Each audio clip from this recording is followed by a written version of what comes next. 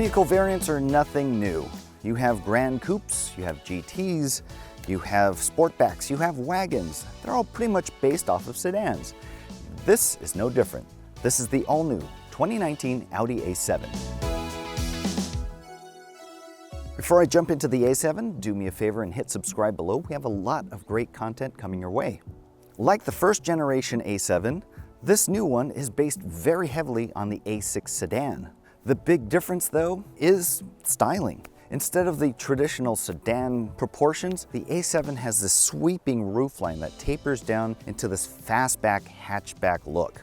It's slightly sportier and it has a certain appeal to those who just want to make a fashion statement. The engines are all the same. It's a 3-liter turbocharged V6 that puts out 335 horsepower through a 7-speed automated manual gearbox, and it has Quattro all-wheel drive as standard. For the most part, the A7 drives just like the A6. For driving impressions and some interior impressions, check out that full review, because this video, I'm going to be pointing out the differences between the A6 and A7.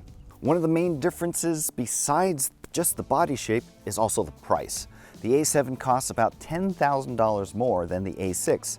That means the starting price is right around $70,000.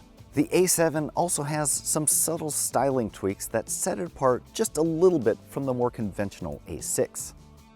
First of all, there's some deep creases in the hood here that give it a sportier, lighter, sharper appearance. There's also a lot of sculpting going down here under the headlights and larger air vents to make it look a little sportier. One of the more pronounced and heritage-inspired styling cues is this flared blister. It's pretty subtle, and actually the best way to see it is to look straight down on it, and it goes back to the Audi Quattro with those really pronounced flares and blisters right around the wheels. Further back, we have some character lines that kind of fade in and fade out. They're really sharp in some points and just fade back into the body. It's really nice. It's a good effect.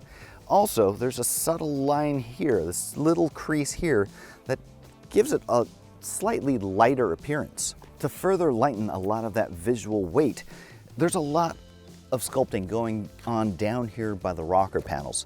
It's kind of deeply coved in here, and it changes its profile as it goes up. In design speak, well, they're catching light and casting shadows, and that gives it a lot more visual interest. As you get to the back wheel, well, you have the re-emergence of that Quattro bulge here. And one thing that is also cool is the last generation A7, the fuel door was a little bit of an interruption because they had to place it in the middle of that character line.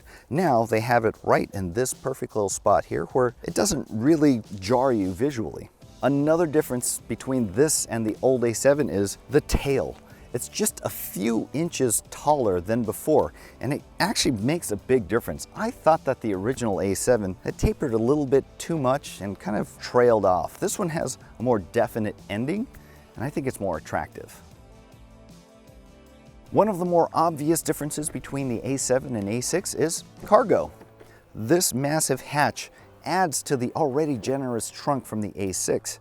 It means you can fit slightly bulkier items back here, and the designers say you can still fit golf clubs sideways across the trunk.